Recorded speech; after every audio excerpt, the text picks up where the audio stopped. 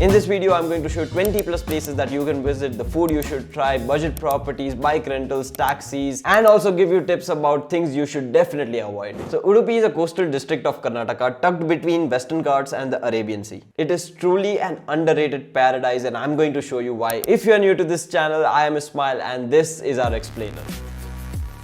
So reaching Udupi is very convenient as you are well connected by road or rail from all major cities. The nearest major airport is Mangalore Airport, which is just 60 kilometers away. You can find direct trains to Udupi from all the major cities, and you can also drive your vehicles or take a bus, but do note that roads may not be in top-notch conditions as some of these roads pass through the Western Ghats to reach Udupi. So what is the best time to visit Udupi? The winter months November to February are most ideal to enjoy Udupi as it is cooler with clear skies and calm blue waters on the beaches. The months from March to June are very hot and humid, so be ready to bear the heat. The monsoon months from mid-June to mid-September, all the beaches will be closed, so avoid visiting Udupi if you're going for a beach holiday because of the stormy monsoons. Let's get to the places to visit and things you could do when in Udupi. So there are 20 plus spots to visit and all of them span across a 50-kilometer area. So to make things simpler, I have divided these 20 spots in 3 different clusters. The first one is the Udupi city and the spots to the north. So one of the most popular spots to visit is the Udupi Sri Krishna temple. This is a 600-year-old temple dedicated to Lord Krishna.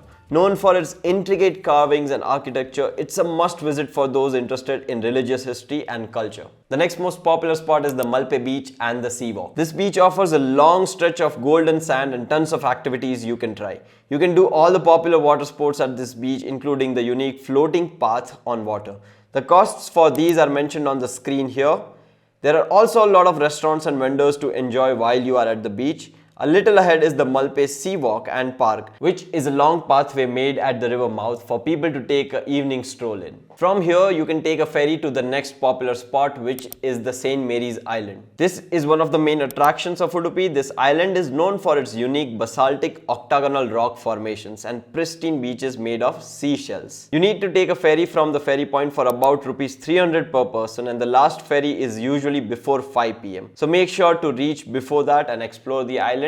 The ferry remains closed during the monsoons. The next spot is the Kemmanu Hanging Bridge. This is a suspension bridge over the Kemmanu River, offering stunning views of the surrounding mangrove and coconut plantations. On our visit, the bridge was closed for renovations, but you can enjoy a beautiful boating or a kayaking experience in the river under the bridge. Go for a sunrise or sunset session to make the most of your kayaking experience. The next location lies a little to the north of Udupi city, which is called the Delta Point. This is the point of confluence of 3 rivers with the Arabian Sea. This is a quaint little spot to enjoy and you can go boating around the delta at this spot for about 200 rupees. The road to reach Delta Point is a really beautiful one and it passes through a village called Kodi Bengre, which is a thin strip of land with the river on one side and the ocean on the other. The next is the Corporation Bank Heritage Coin Museum. This tiny museum is dedicated to the history of coins and currency managed by Corporation Bank. It showcases a wide collection of coins from different eras and it's a great spot for history buffs and coin enthusiasts. The next spot is a tiny spot called Padukere Beach. This is a secluded beach less visited by tourists and connected via a bridge known for its serene atmosphere. It's a great spot for those who want to get away from the crowds and enjoy some peace and quiet. You can also add more spots from Kundapura town like the Instagram famous Marvante beach to this cluster, but they will be about 50 kilometers away from the city. The next cluster is of the Manipal town and the interiors of Udupi district. So the first spot in this cluster is the Hastashilpa Heritage Village. This is an unusual open-air museum featuring traditional houses, architecture, artifacts, textiles, utensils, furniture, crafts and toys all in one place from across eras that Udupi has seen. The entry to the museum closes at 3:45 PM, so reach before that to make the most of your time. The next spot is called Manipal Endpoint Park. This is a great picnic spot with a beautiful park overlooking stunning views of the surrounding landscape. The third spot is Our Lady of Fatima Church. This comes between Udupi and Manipal and you can take a look at this beautiful church known for its intricate architecture and stained glass windows. The next spot is a waterfall called Arbi Falls. A quaint waterfall located very near to the city. It's a good spot for enjoying a little dip and splash around some waters. Do note that it may dry up in the summer months. Now moving a little towards the interiors, the next spot is called Kere Basadi or Chaturmukha Basadi in Varanga town. This is a unique 850-year-old Jain temple located on an island in a serene lake which houses the Chaturmukha or the four-faced idol of Tirthankars. Only a boat can take you to the temple, but avoid going in the afternoon as the boat doesn't operate between 1 to 3:30 p.m. The next spot is the Kudlu Tirtha Falls, and this is one of my favorite spots for the sheer beauty and uniqueness. This falls is located deep in the Western Ghats, almost 50 kilometers away from Udupi.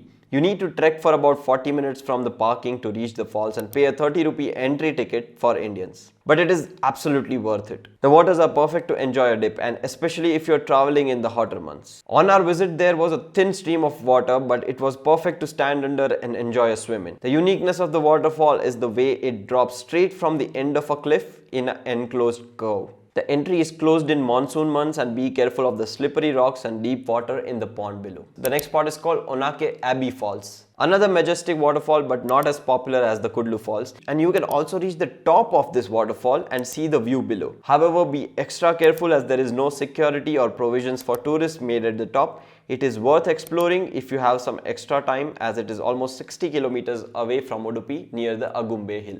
The last spot in this cluster is the Agumbe Hill and the Sunset Point, a beautiful viewpoint, so if you're around sunset, you can have a nice view while coming back. So the next 3 spots which I'm going to tell you are all in the Karkala town near Udupi, which is about 40 kilometers from the city. The first is the Sri Gomteshwara statue. This is a 600-year-old, 42 feet high statue carved out of a single granite rock. The idol is of Lord Bahubali, the son of first Jain Tirthankara. He meditated for 12 straight years in a standing position, and it was said that vines grew around his body, which you can see depicted well in the statue. The statue resides on a hill overlooking the entire Karkala town. The next spot is called Sri Chaturmukha Jain Basadi. This is a derasar or a place of worship for Jains, and a beautiful 600-year-old structure made of granite. It is right opposite the Gomteshwara statue and offers the visitors a chance to soak in the history and sanctity. And now the last spot in the Karkala town is the St. Lawrence Shrine Minor Basilica, a beautiful church known for its stunning architecture and a 250-year history. This place is revered for miracles among those who keep faith and has a beautiful altar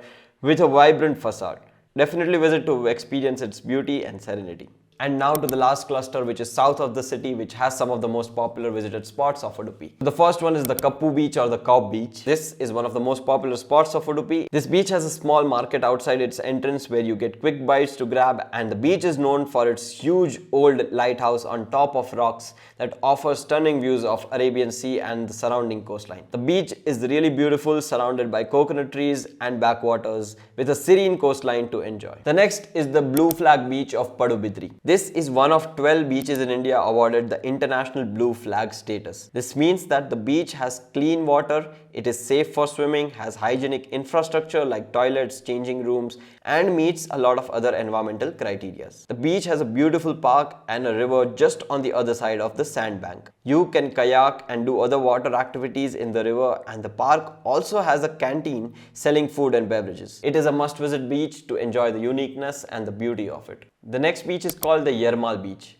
a secluded beach which is not visited a lot by tourists. This relaxing beach has a beautiful coastline and a lot of beautiful Airbnbs all around it. The last on this list is the Mattu Beach. This beautiful beach is known for its picturesque views and stunning sunsets. It is a great spot to relax and enjoy Udupi's coastline. This coastline also has a river passing near it, and it is covered in coconut trees. At all these quieter beaches of Udupi, you can experience the bioluminescence phenomena, usually in peak winters around December to Jan. It is a marvelous experience to enjoy the waves glowing at night when they crash on the shore. This ends all the spots to visit in and around Udupi, but wait, there are still so many spots that you can visit, and people often club Mangalore and Udupi spots together because of the close proximity of the cities. So if you want to check out some more spots around Mangalore, then you can check out this video that we have made, and the link is in the description. So before I close the chapter for spots to visit, I want to tell you about 3 experiences that you can try when in Udupi. The first one is surfing and skateboarding lessons at the Shaka Surf Club. Located near Delta Point, you can take a guided 3 to 5 day surfing and skateboarding lessons. They have a nice spot in between the ocean and the backwaters, and it's usually operational from October to May every year. The second is the houseboat cruises in the rivers of Udupi. So there are 2 to 3 vendors offering you a houseboat living, dining and cruising experience in the river flowing by Udupi. Here are the details and contact numbers, so if you are interested to get that experience, you can call them up and check out. And the third one is the Mantra Surf Club at Mulki. So Mulki is a small town tucked exactly between Udupi and Mangalore, and it has a very vibrant surf culture. You can enjoy an amazing rural experience here while taking surf lessons, and you can also go kayaking in mangroves, take stand-up paddling lessons, or go cycling around the village. If you're still with me here and are overwhelmed by the number of places and the spots to remember, don't worry, I have made your job easier by making a custom Google map with all these pins about minor and major spots, places to eat, places to stay, and all the important information pinned in a custom Google map for you. Find the link to that in the description and thank me later. But here's my request to you. All the information that I'm providing to you takes a lot of time and hard work to compile and edit. So if you want to appreciate our efforts, just go below the video, find the thanks button and send a small contribution our way. That will help us grow this channel much faster. So the next important section is where you can stay in Udupi. So Udupi city definitely has a lot of hotels, but Udupi also has tons of independent homestays and beautiful properties which are run by the locals. So choosing the right one from this is very difficult. I have given some recommendations in 3 budget ranges for all types of travelers. So if you are a budget traveler, you can check out these properties. The numbers and the names will be on the screen as I go through them. First is His Grace Camping. Second is the Saltwater Homestay. The third is Low Tide Homestay. And the fourth is Delta Beach Homestay. The next is the comfortable budget category, which are a mix of both budget and a little bit of luxury. So you can check out the Glasswater Homestay, the Shimmering View, Tulum Cottages, Coastal Hideout Family Cottages, Blue Bay Luxury Cottages, and Paradise Lagoon Resort. And lastly, if you're looking for a luxury experience, check out these places: the Postcard on the Arabian Sea, Below Stays Jalaj Heritage, Paradise Isle Beach Resort, Stay Vista at White Serenity. Also check out the list of Airbnbs around Udupi, and here are 2 that we liked. So now the next question is, how do you go around all these places in Udupi? The best way to move around will be either to have a full day taxi, a 2-wheeler rental, a car rental, or your own vehicle. Auto rickshaws and local buses do run in Udupi for local transport, but they don't take you to all the touristy places. So a typical 2-wheeler rental will cost you about 400 to 500 rupees per day, and I am leaving some numbers and agencies that give you 2-wheeler rentals. I'm also leaving some taxi operator numbers that you can contact if you are looking to hire a full day taxi. There are no self-drive car rentals available in Udupi, but you can grab a Zoom car from Mangalore, which is about 60 kilometers. Now, some of the best places to eat food when you are in Udupi. So, to enjoy some local authentic cuisine, visit these places: Machli, Mitra Samaj, Thimappa Hotel, Pai Tiffins. You can of course try the masala dosas, idli vadas, neer dosas, ghee roasts, fish ghee roasts, and all the local curries that they make. For having a comfortable dining experience and mixed of all cuisines, try out these restaurants: Dolops, Egg Factory, Froth on Top, The Mill, Dolphins. Now here are some things that you should definitely avoid doing when in Udupi. Number 1 is traveling during monsoons. Number 2 is traveling without proper sun protection. Number 3 is avoid a trip in which you don't try any local cuisine. And lastly, avoid littering at this beautiful place. Try carrying a reusable water bottle instead of buying plastic bottles. So now let me give you a tentative budget for a 2-day trip to Udupi. I am assuming that you are traveling solo for 2 days. You will need about 6,000 rupees and want a comfortable experience. So here's the breakup. A good budget property will cost you somewhere around 2,500 per night. For traveling around for 2 days, you'll need about 1,200 rupees for a scooter. Your 4 meals will cost you around 1,250 rupees total.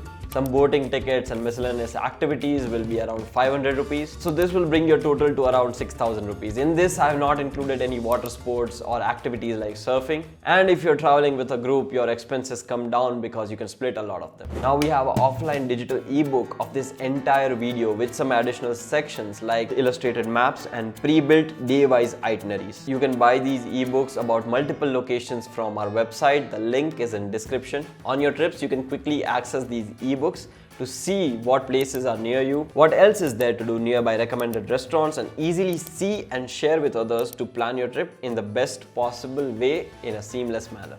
Also, you can buy our cool minimal design everyday t-shirts from our website. Every purchase that you make helps us in creating more such videos for different places from India.